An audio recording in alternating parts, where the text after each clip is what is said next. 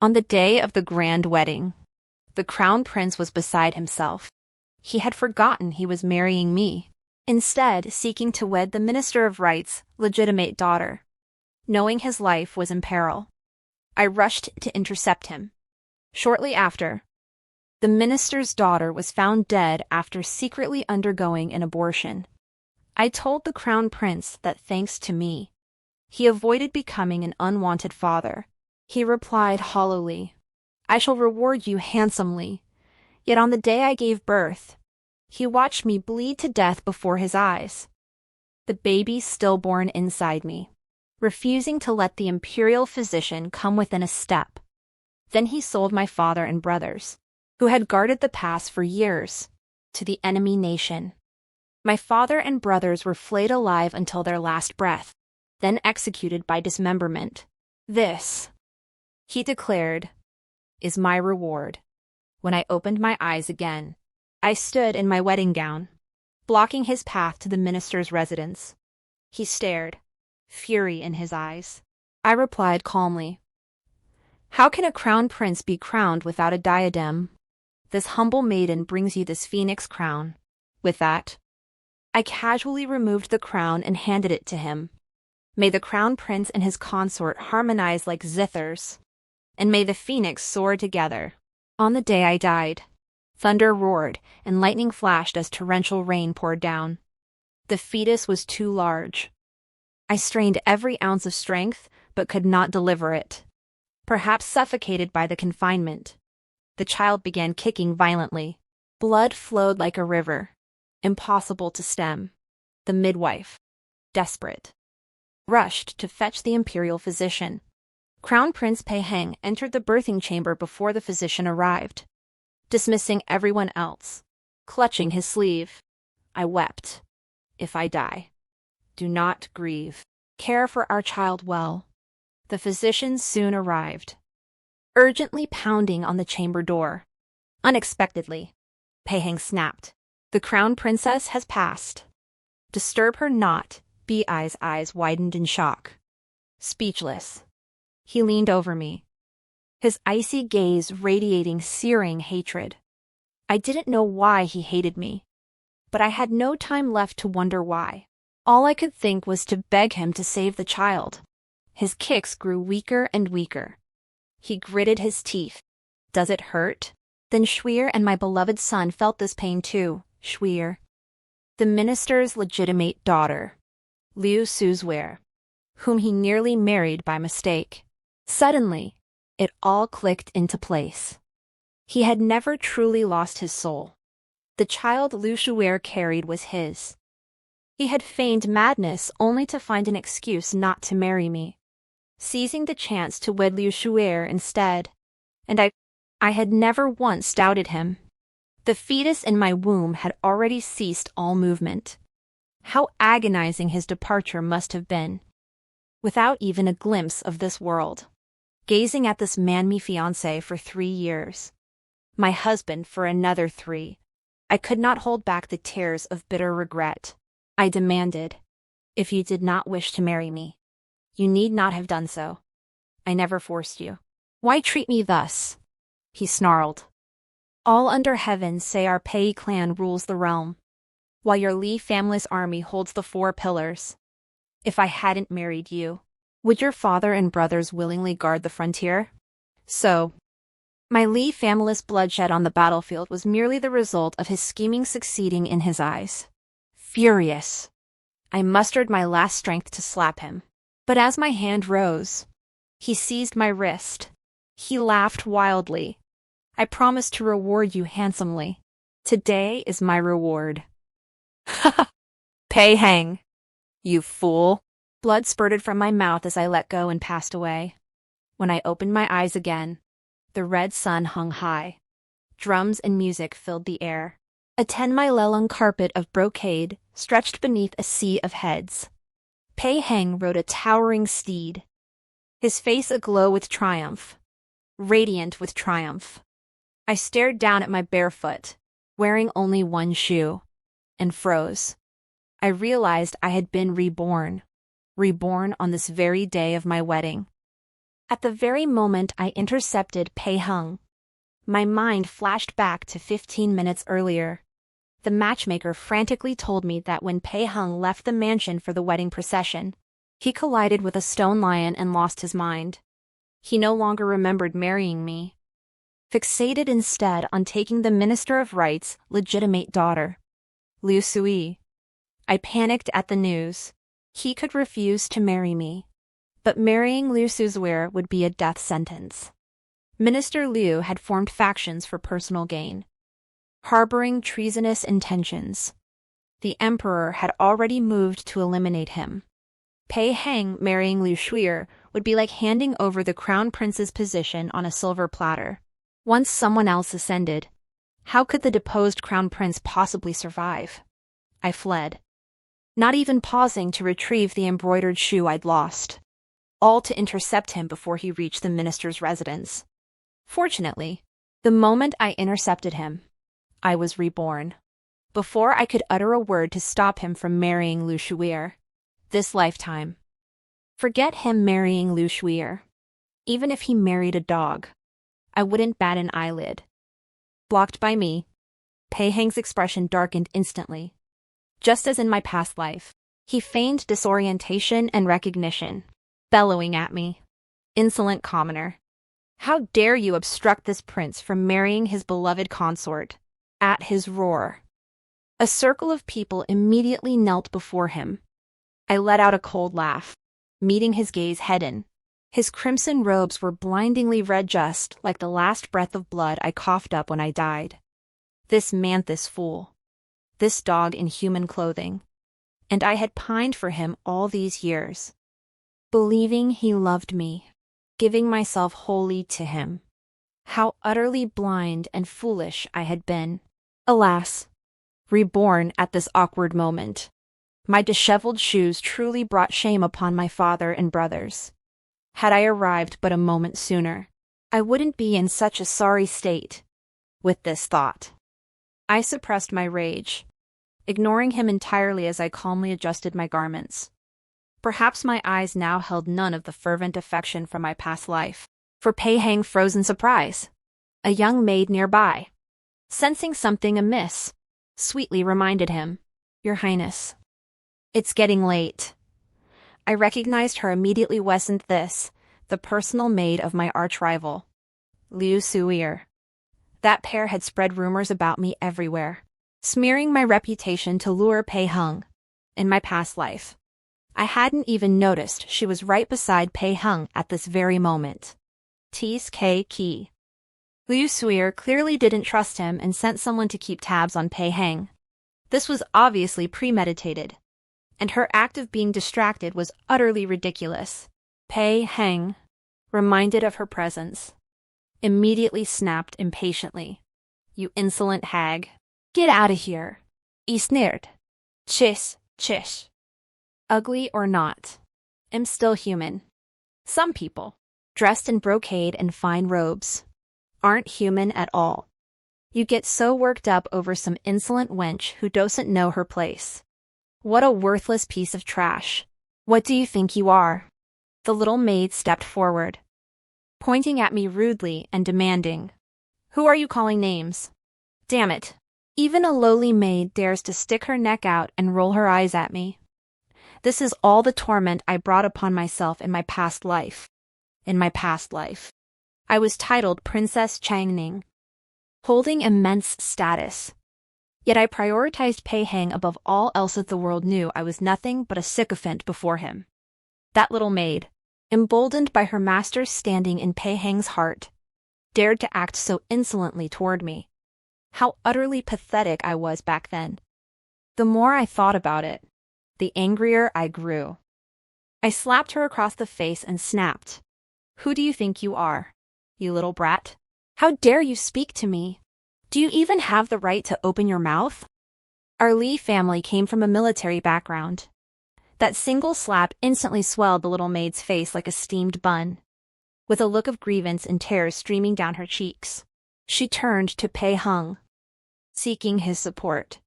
Truly worthy of being Bai Lian's confidante, Shay mastered some of her mistress skills.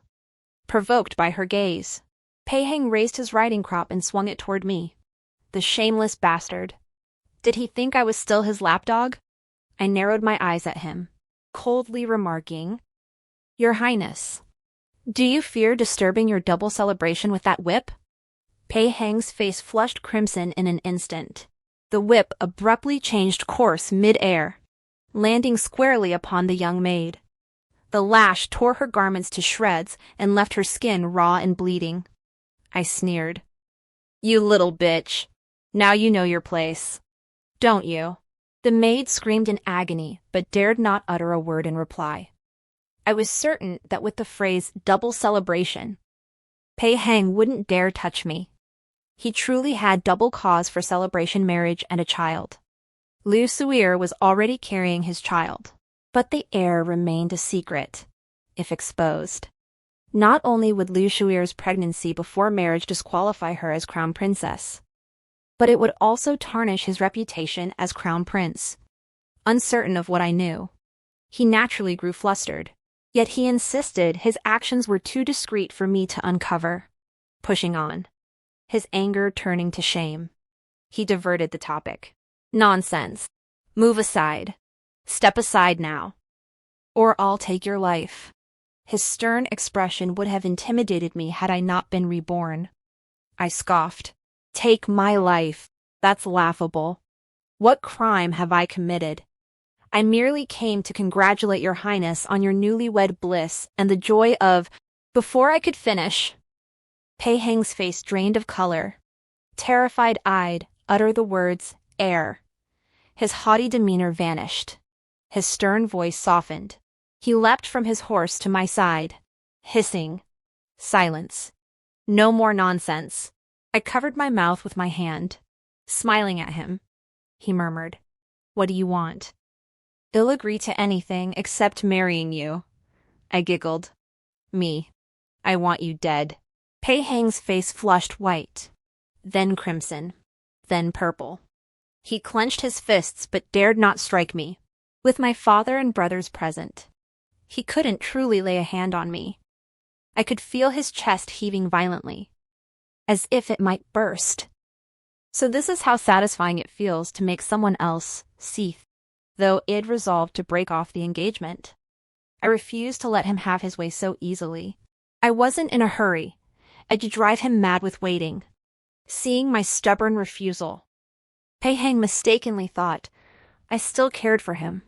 He declared arrogantly, "Step aside quickly. Perhaps one day I might still take you as a secondary consort." I spat out a mouthful of saliva and retorted, "Ha! Ha!" recalling this moment in my past life, when I painstakingly laid out the pros and cons, pleading with this fool. I wanted to slap my former self silly. How shameless that Feigning was. Had abandoned Liu Suir to secure his position as crown prince, having abandoned her, yet unable to bear the guilt. He made me take the fall to ease his conscience. How utterly despicable. He gritted his teeth, snarling, "Are you going to move or not?" I stood there calmly, not budging an inch, nor answering him. I was waiting for the one representing His Majesty to arrive. What I intended to renounce was not the crown prince's marriage, but the imperial familess marriage. The more impatient he grew, the more composed I remained. We stood locked in the standoff. Suddenly, a sharp voice rang out. "Eunuch Guo has arrived." An elderly eunuch with snow-white hair and a youthful face appeared before us. Eunuch Guo was the emperor's most trusted confidant in my past life. Upon learning of Feiging's change of bride, the emperor had immediately dispatched him to intervene. But in that life, I stopped Feiging before he needed to intervene. He merely offered a few auspicious words. Now reborn. After a fierce verbal battle with Feiging that threatened to turn violent, Eunuch Guo promptly stepped in. "The Li family is the pillar of the realm.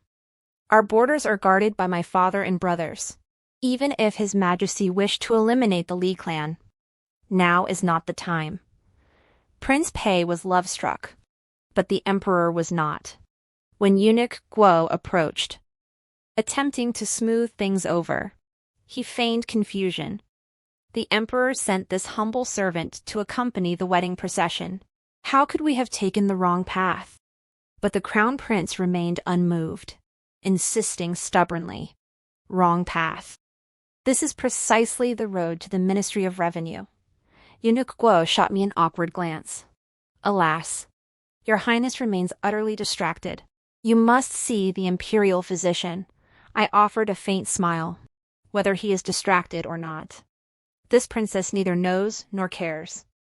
But how can the crown prince wed without this phoenix crown? I have come expressly to present it. With that, I casually removed the phoenix crown and handed it to eunuch Guo. Everyone gasped in shock. Returning the crown signified breaking off the engagement, though all knew I possessed the backing to do so.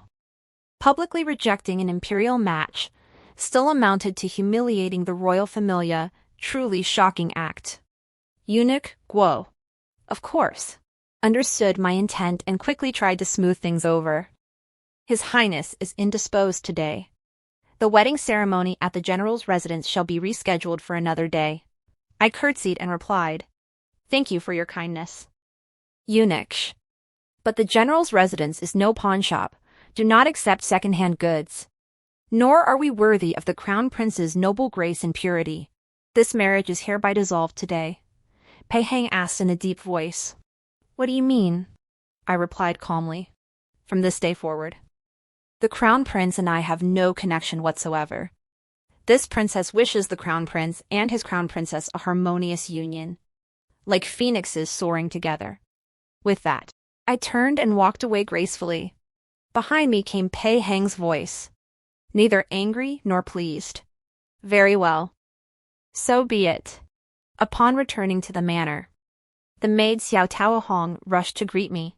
In my haste to save Feigning, I had dashed out without taking her along. This loyal little maid, in my previous life, had tried to secretly inform my father and brothers of my death, only to be killed by the crown prince on the way. Seeing her alive and running toward me now filled me with indescribable joy. Yet the moment she saw me, her eyes welled with tears as she comforted me. Princess, please don't grieve. Even if the crown prince married that Lusuir today, it would hold no weight. The crown princess title still belongs to you. Princess, you and the crown prince grew up together. No one can rival that bond. Yes. Childhood sweethearts. For those 4 words alone, I devoted myself to saving him, yet he destroyed my entire Li family. Back then, he swore he'd marry no one but me this lifetime, vowing 1,000 arrows through his heart if he ever betrayed me.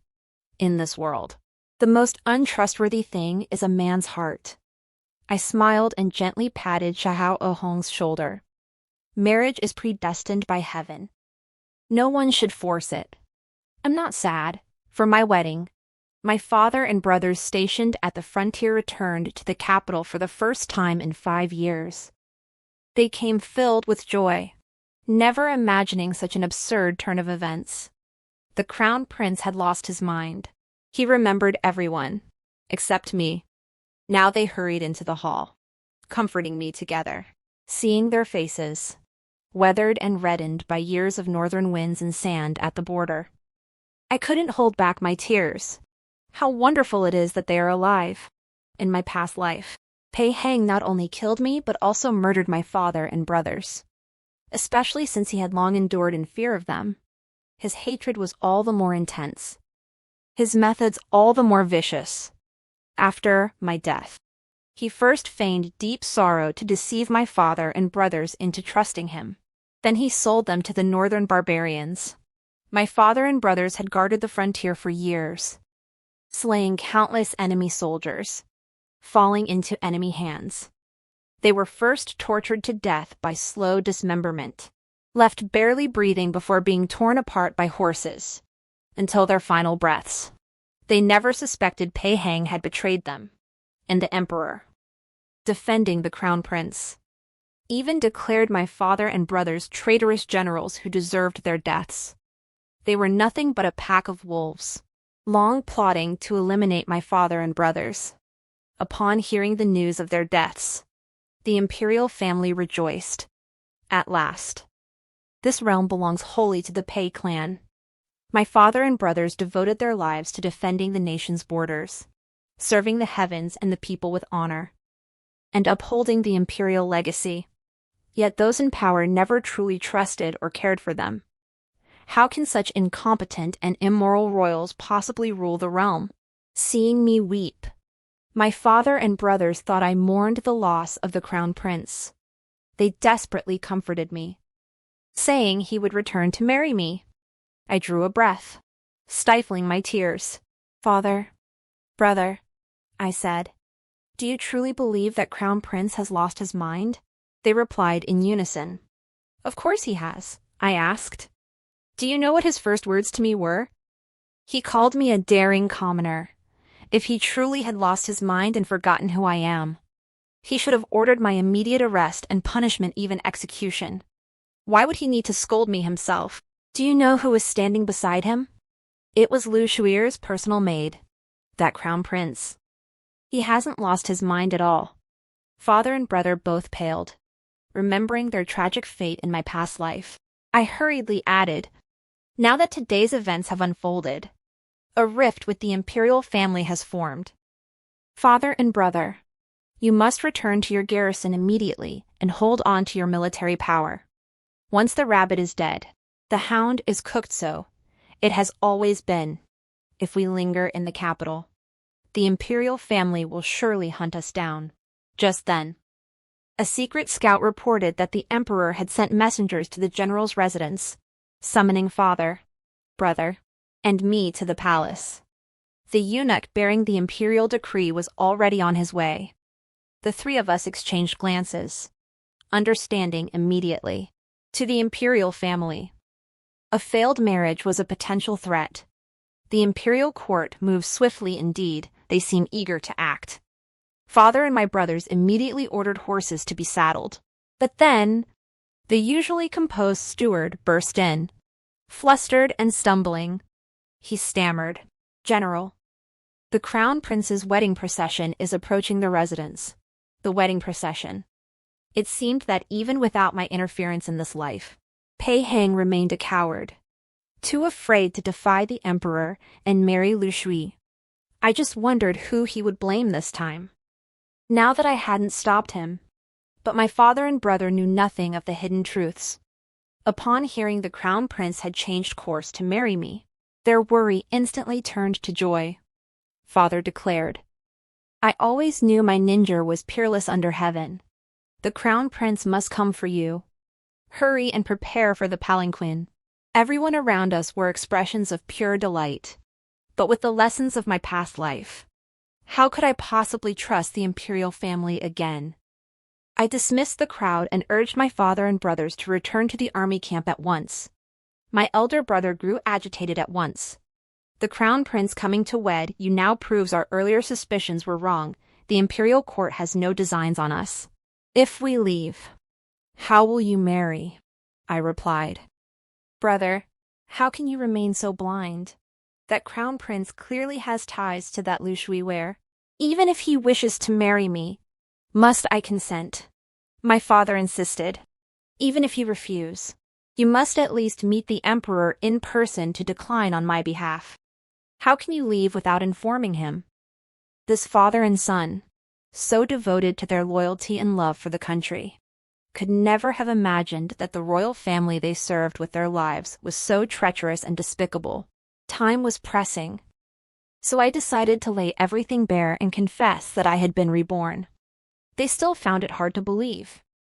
Fortunately, before his death in my previous life, Feigning had gloated to spite me, boasting how he'd framed my father and brothers multiple times. His original plan was to eliminate them first, then me. But my father and brothers were valiant warriors, always escaping danger. Only the last time did they fall into his trap, overwhelmed by grief upon hearing my supposed death. Their judgment clouded. I told my father and brothers, "You never shared these perilous experiences with me. If I hadn't been reborn, How could I possibly know? Though Rebirth sounded implausible, they trusted me implicitly. Now that I presented evidence, their belief in me only deepened. I declared, Feighning's marriage proposal is surely a royal diversion tactic. If the imperial court truly intended to marry me, why would they also prepare an edict summoning us to the palace? I suspect the imperial court fears that if I refuse to marry, they will use the imperial decree to force all three of us into the palace as subjects. We cannot defy an imperial edict and refuse to enter the palace, can we? What they covet is the lives of our Li family and the military power of the Li family army. Whether my guess is correct or not, given the current situation, safety must come first. If father and brother remain here, our Li family becomes fish on the imperial chopping block, with them gone. Regardless of the court's intentions, we retain the means to protect ourselves. Once you reach the army, we will. After a whispered exchange, both brothers nodded repeatedly in agreement. My elder brother said, "Then, sister, come with us." I replied, "I cannot leave yet. I still have matters to attend to in the capital. Do not worry about me.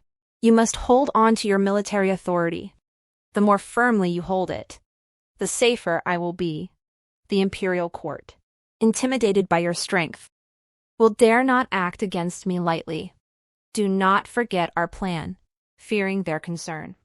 I did not speak plainly. Had I left, the imperial court would have discovered it immediately. Reaching the frontier would take 3 days of relentless riding on swift steeds.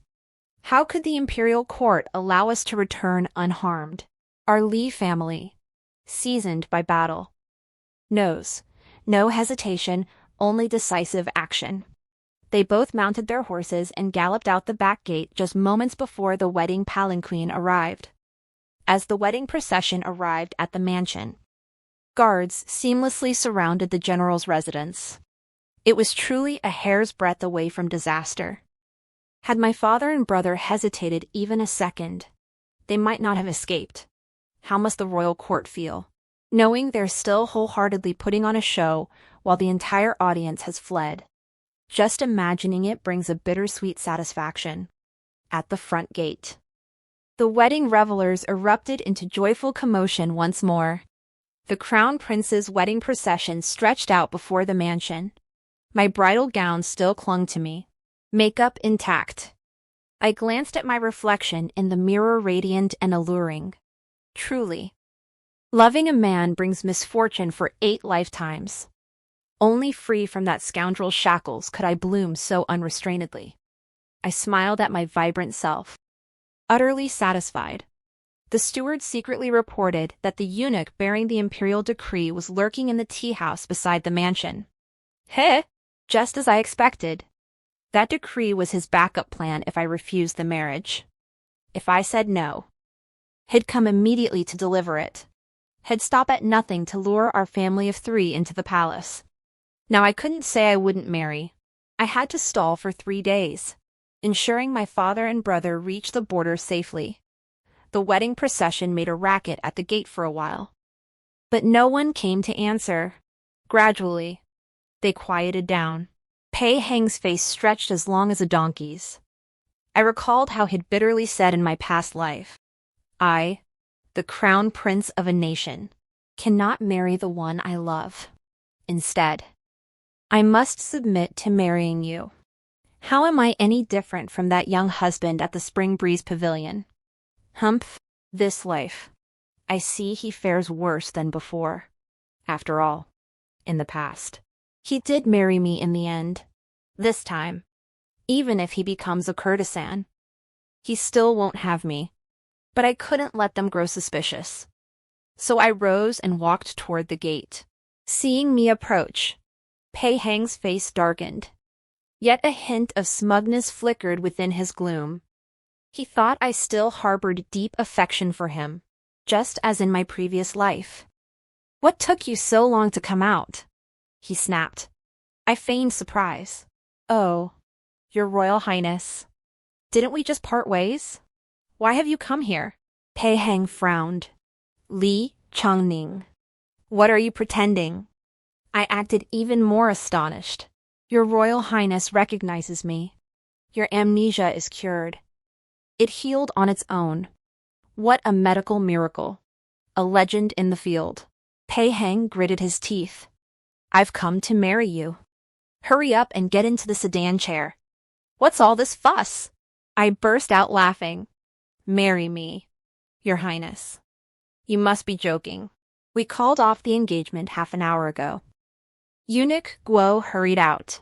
Ah, that doesn't count. The marriage between the princess and his highness was personally decreed by his majesty and authorized by the general. Anything his highness said or did while in a trance is null and void. I looked at Pei Heng. Is what Eunuch Guo says true? Pei Heng impatiently snapped. It is true. Now hurry and get into the sedan chair, gazing at his arrogant, self-important expression. I pointed disdainfully at the setting sun and said casually, Oh, so you wish to marry me? Unfortunately. The golden sun is already setting in the west. The auspicious hour has passed. Pei Heng retorted haughtily. It's a blessing I'm willing to marry you at all. What more do you want? I replied. Marrying outside the auspicious hour is a grave taboo. My father and brothers guard the frontier with their lives. I cannot bring them misfortune. Eunuch Guo, seeing my resolve, knew the matter was settled for today. He quickly tried to smooth things over. Your Highness speaks wisely. What is your decision? I said. If you wish to marry me, it is not impossible. Tomorrow. Then, remember to arrive before the auspicious hour.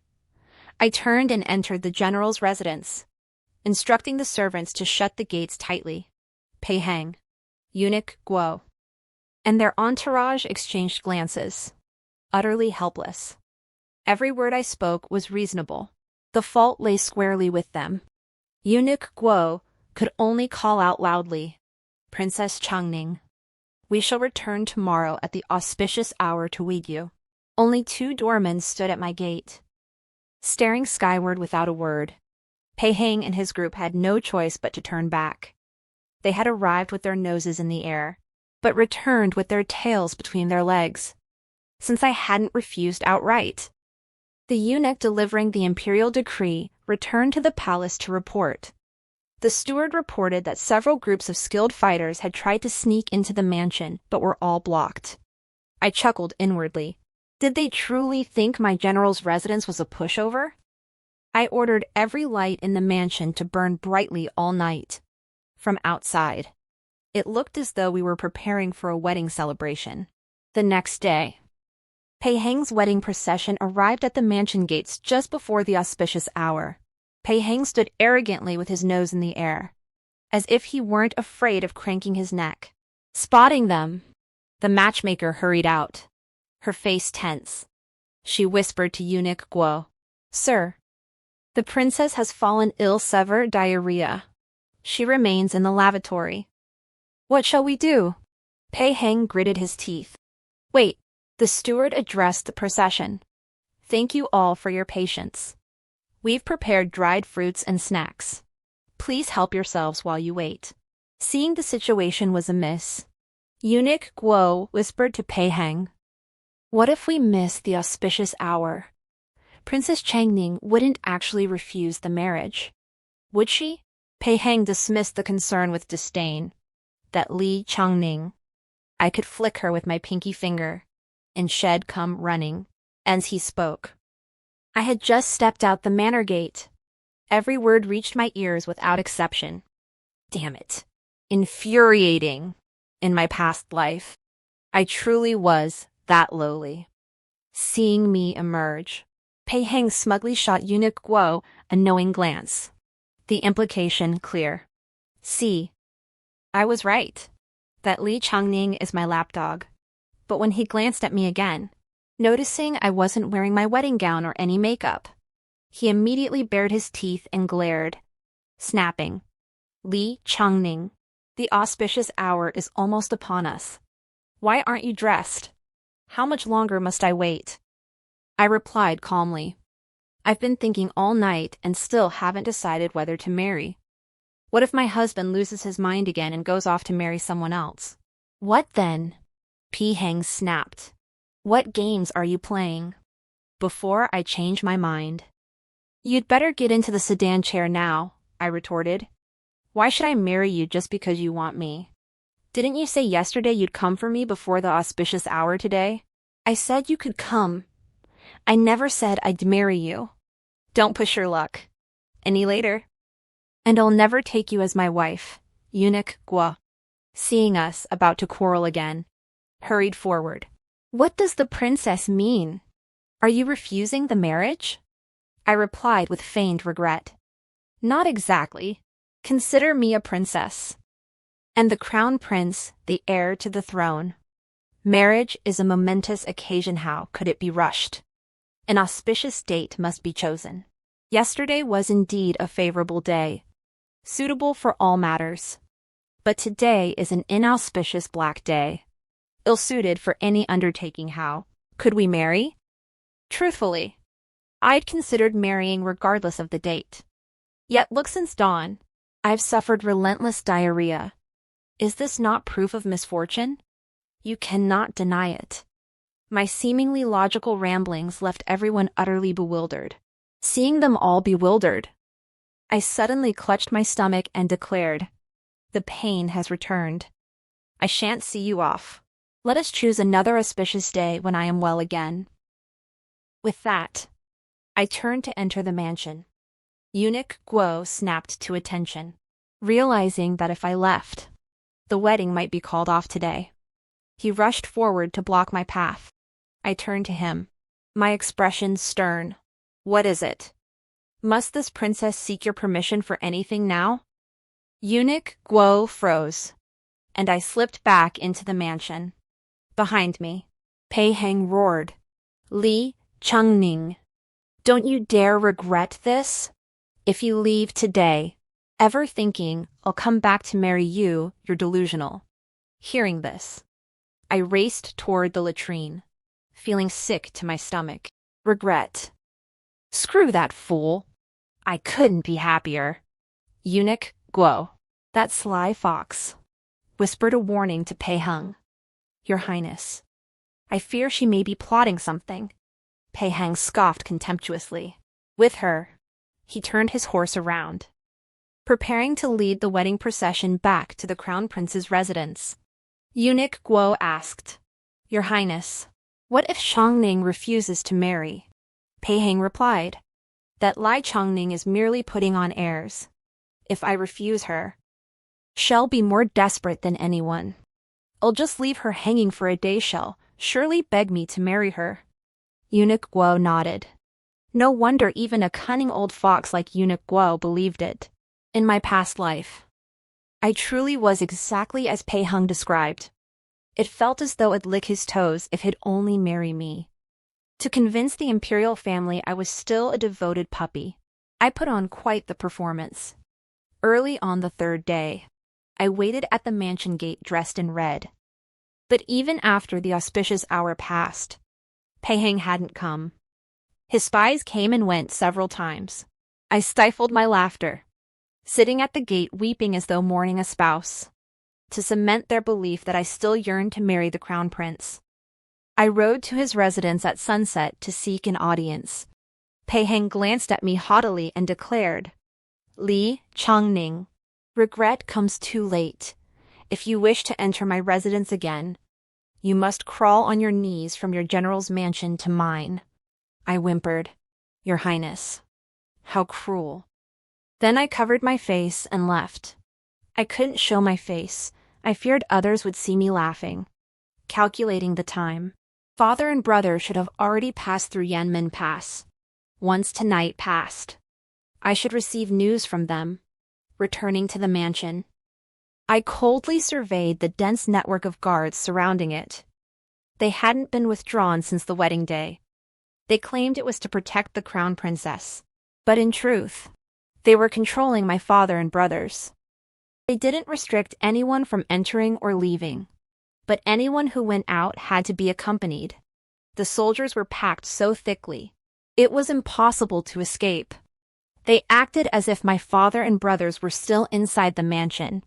The moment I stepped through the gates, I beat my chest and wailed as if mourning my parents. The guards outside couldn't help but sneer. General Lee, renowned throughout his life, had produced such a disgraceful daughter. I wept intermittently, crying until the moon set and stars faded, until the first light of dawn crept in. My voice grew hoarse from sobbing, and I could cry no more. Finally, the letter from my father and brothers arrived. A dragon plunges into the abyss. A tiger returns to the mountains. For the Pei family to capture my father and brothers now would be harder than scaling the heavens. I breathed a sigh of relief. Little Peach Blossom hurriedly brought bird's nest soup to soothe my throat. I had barely taken a sip when commotion erupted at the estate. Geisan imperial edict had arrived. Early that morning, the emperor summoned me, my father, and my brothers to the palace. They had finally realized something was amiss. Such a momentous affair, dragging on for 3 days. Yet only I had appeared. It was truly suspicious. Truth be told, my ability to hold out for 3 days owed entirely to my reckless, love-struck antics from my past life. In my past life, my father and brothers weren't in the capital, alone in the city. I threw myself entirely at Pei Heng's feet, committing countless shameless acts of devotion. So in this life, even after days of my solitary turmoil, they remained unfazed. But 3 days passed, and my father and brothers still hadn't appeared. It was starting to feel unnatural. The one who delivered the imperial decree to my residence was none other than Eunuch Guo. The imperial court truly held our Li family in high regard. Eunuch Guo glanced at my eyes, swollen like peaches, and offered comfort. Your Highness need not grieve. His Majesty will surely uphold your cause and command the Crown Prince to wed you. I feigned speechlessness, merely nodding in response, not seeing my father and brothers. The eunuch inquired where they were and urged them to come forth to receive the edict. I feigned utter grief, my voice hoarse. Word came that the northern barbarians are preparing to attack the northern frontier once more. My father and brothers, heedless of my sorrow, departed for the northern frontier days ago. In their eyes, where is there room for a daughter like me? Their hearts hold only the emperor's solemn trust, the nation, and its people. Eunuch Guo's expression flickered with surprise at my words, but he quickly cleared his throat awkwardly and said, General Li's entire family is renowned for their loyalty. I admire them greatly, since they are unavailable. I must trouble the princess to come to the palace instead. I knew this was the imperial court's way of luring me into a trap. Eunuch Guo first brought me to the empress. The empress took my hand with a look of tender affection and said, My dear princess, you've suffered wrongs. It's all that child Heng's fault. When he returns from court, I shall have a stern word with him, playing the role of a loving mother and dutiful son. That's a part I know how to play. After all, in my past life, I spent 3 full years as a filial son and devoted grandson. My mother passed away early. After marrying the crown prince in my previous life, I sincerely treated the empress as my own mother, honoring her with utmost devotion. Yet when I met a tragic end, she didn't even glance my way. She only lamented for her son. My boy will finally be free from hardship. What a pity for that imperial heir. Mother shall find you another suitable match. My son shall never suffer injustice again. Jixi too was complicit in the harm done to my Li family. Wicked mothers-in-law truly share the same mold. Seeing her sudden warmth toward me, I immediately channeled my inner drama queen. Silently, 2 hot tears streamed down my face as I lamented. Thank you for your kindness, Your Majesty. Everything is entirely up to you. I hear your father and brothers have returned to the northern frontier. General Li must be suffering greatly. Since you have no one left at your residence, there's no need to return. Stay here and keep me company instead. You can learn the palace etiquette while you're here. After all, you'll soon be the crown prince's consort. The next step is to become the mother of the nation. I nodded repeatedly in agreement. I shall follow the empress' teachings. The pie she was painting was indeed large and beautiful. Mother of the nation. She merely wanted me to enter the palace as a hostage. When the emperor and crown prince dismissed court, they hurried to the empress' quarters to visit me. At that moment, I was performing a heartwarming mother-in-law and daughter-in-law scene with Her Majesty. I overheard palace servants whispering that after eunuch Guo delivered the imperial decree, the emperor was so furious, he smashed his favorite jade paperweight. It landed squarely on the crown prince's forehead. The emperor claimed it was to vent his anger on my behalf. I laughed inwardly. The emperor was merely furious at his own failure to control my father and brothers. The own prince still wore a white silk bandage over his temple, which actually made him look more pleasing to the eye. But the look in his eyes toward me was no longer the arrogant contempt of before, it was a hatred that seemed to want to devour me alive. The emperor, however, asked me with a kind expression, "Chongning, now that your father and brothers are all in the army, how should we proceed with this marriage?" I replied obediently. "It is entirely up to your majesty." The emperor stroked his beard and nodded. "Very well. I just consulted the Imperial Astronomical Bureau. 8th day of next month is an auspicious date. Why not choose that day? But that leaves only half a month. Might it be too rushed?" The emperor replied. "All preparations for your marriage to the crown prince were already complete. It was only his sudden loss of mind that caused this delay. For the renewed wedding, there's little extra to prepare. Half a month is ample." I feigned joy and excitement. "Thank you, your majesty, for your kindness." If he's eager to court death, I won't stand in his way. The emperor was thoroughly pleased with my performance as his loyal sycophant.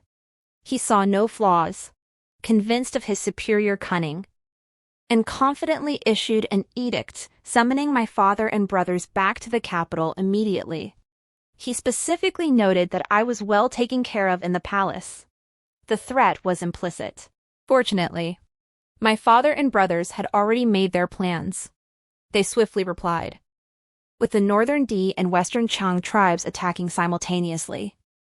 "We fear we cannot spare the time to return to the capital." The emperor sent an urgent dispatch urging them to conclude the war as quickly as possible and return to the palace. The marriage of the crown prince and the princess was, after all, the foremost priority of the imperial family. My father and brothers immediately mobilized troops on a massive scale. 10 days later, they set out from Yanmen Pass to return to the capital. The very day they arrived, the emperor hosted a banquet in the imperial garden. Truly unable to contain his impatience, though called a welcome feast, it was clearly a trap. The imperial court intended to eliminate them all at once. It just so happened that my father and brothers were still pondering how they could enter the palace together. How perfectly their wishes aligned. The emperor believed this trap was his own doing. Princes, marquises, and ministers all attended. The assembled generals stood clad in armor. Yet they forgot that every warrior in the realm had emerged from our Li family. Though my father governed his troops with strict discipline, his affection ran deep. The very general the emperor now sought to employ when his family faced dire straits. It was my father who sacrificed a fortune to save him. The emperor sought to lure my father and brothers into the palace to capture them. The moment he learned of this, he secretly informed me. His original intent was for my father and brothers to lie low. I seized the opportunity to turn him against the emperor. I told him, the entire realm belongs to the Pei family. If the Pei family shows no mercy, where can one possibly hide? Consider my Li family serving the imperial house above and the people below. A house of loyal martyrs. Yet the imperial house distrusted us thus. bringing us to this end. If the Li family perishes, how could the old troops hope to survive? It's merely a matter of dismantling them piece by piece. When the rabbit dies, the fox mourns that general felt it in his heart. Moreover, my father and brothers had already deployed their forces strategically. The imperial house's momentum was spent. There was no choice left for anyone. Then the emperor changed his expression, demanding my father and brothers surrender their military authority. They sat calmly at the table, paying him no heed. Enraged, the emperor hurled a cup at my father. It shattered with a crack upon the floor. This was the signal for the generals to act. Yet all the generals stood frozen like clay statues, unmoved. The emperor paled, shouting, "Are you?" Rebelling. My father rose, brushed water from his robes, and strode toward the emperor. He demanded, "My Li clan has expanded your borders, defended your realm generations of loyal service. Why does your royal house persist in framing us? Our soldiers fight fiercely on the front lines, risking their lives without hesitation. Yet you and your father have repeatedly betrayed us to enemy nations. How can you even call yourselves human?" The generals gasped in shock. They seethed inwardly. Could a royal family truly be this despicable? My father roared, "You are both foolish and wicked. How dare you presume to rule this realm?" The emperor, terrified, cried out for help. But the generals, knowing my father's fate, felt only chill in their hearts. Not one came to his aid. My father seized a silver chopstick from the table and, in a flash, stabbed the emperor several times, leaving bloody holes. Feigning collapsed in terror. I stepped forward, seeing me approach. He actually spoke with lingering hope. "Quickly persuade your father. Once I ascend the throne, I shall immediately crown you empress." I smiled. Why would anyone want to be empress when they could be emperor? The crown prince and all the concubines were gathered in the grand hall. I had specifically summoned Liu Suzweir.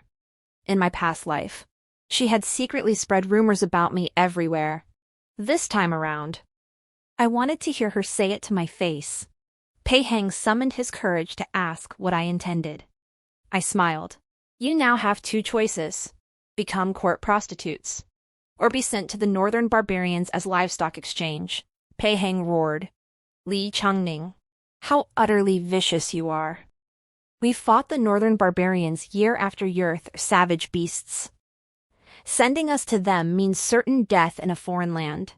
I sneered coldly. "So you know going to the northern barbarians means a miserable death. Then why did you betray my father and brothers to them?"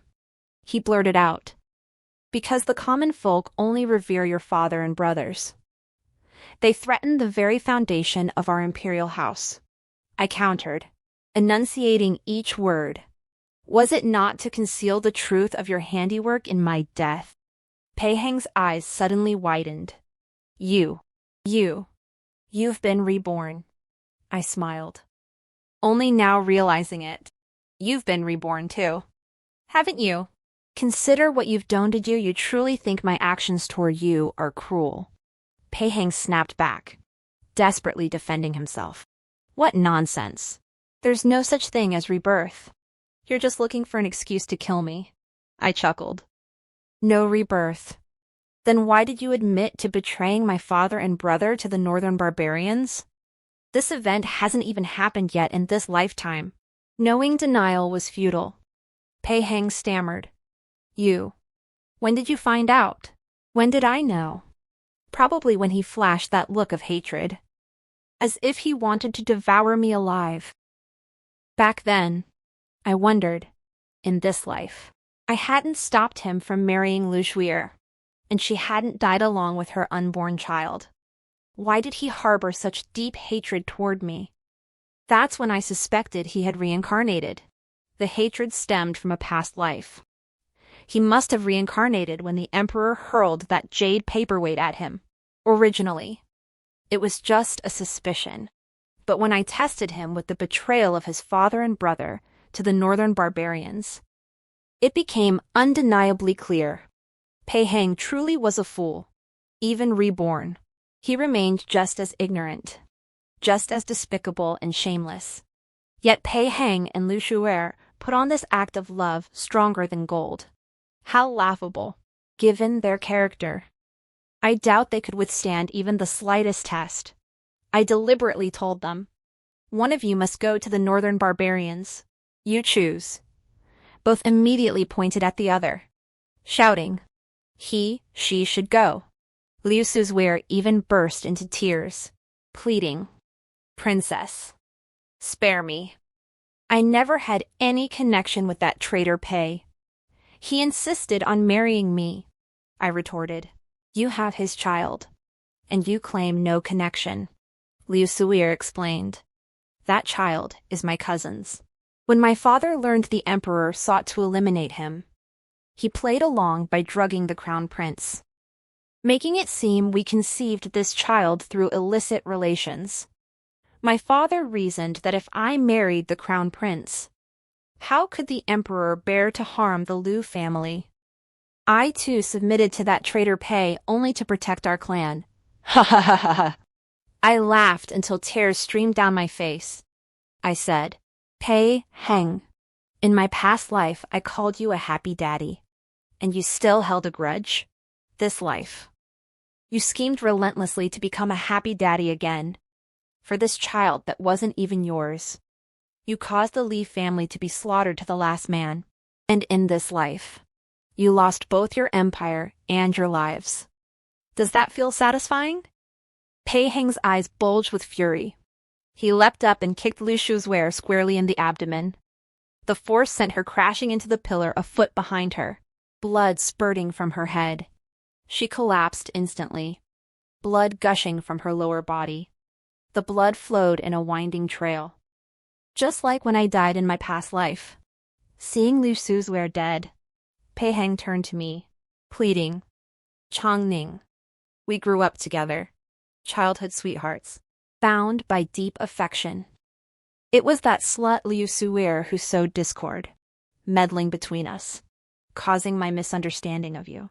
Let us marry anew. I swore to cherish you for a lifetime. I will not break my vow," I sighed. "So you remember our childhood friendship. You recall the vow you made." Feigning thought I was softening, nodding fervently.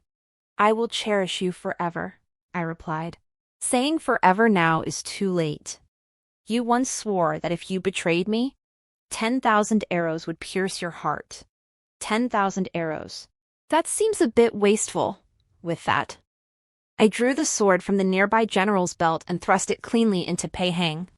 Remembering the child I lost in my past life, I stabbed him again, remembering my father and brothers who died tragically in my past life. I stabbed him once more. I didn't want delays or complications. I had to ensure his death was complete, leaving no chance for revival. Before his last breath, Feigning gasped, "Changning, I should never have betrayed you." I replied flatly, "Get out." Feigning coughed up his final mouthful of blood and died. That blood, like the last breath of my past life, was a vivid crimson. Indeed, cause and effect. Karma never fails. Extra chapter. After disposing of the criminals, my father and brother declared they preferred commanding troops on the battlefield, so they entrusted the realm to me. As they set off for the frontier, I personally made them good luck pouches. My elder brother smiled and said, "When did my little sister become so skilled with her hands?" When indeed? My eyes suddenly stung with tears. I vaguely recalled my past life. My fingers pricked countless times by needles, yet my heart was filled with joy. I gradually mastered needlework, sewing countless little clothes and shoes for children, none of which would ever be worn. I became the founding empress of the Eastern Tang Empire. Having lived an extra lifetime, I discerned the loyalty and treachery of officials more keenly, and understood human suffering and mortality more deeply. I appointed the virtuous and punished the wicked. The Eastern Tang Empire enjoyed peaceful frontiers and contented citizens. The nation grew rich and strong, and the four seas knew tranquility. A century of enduring peace and prosperity thus began. The end.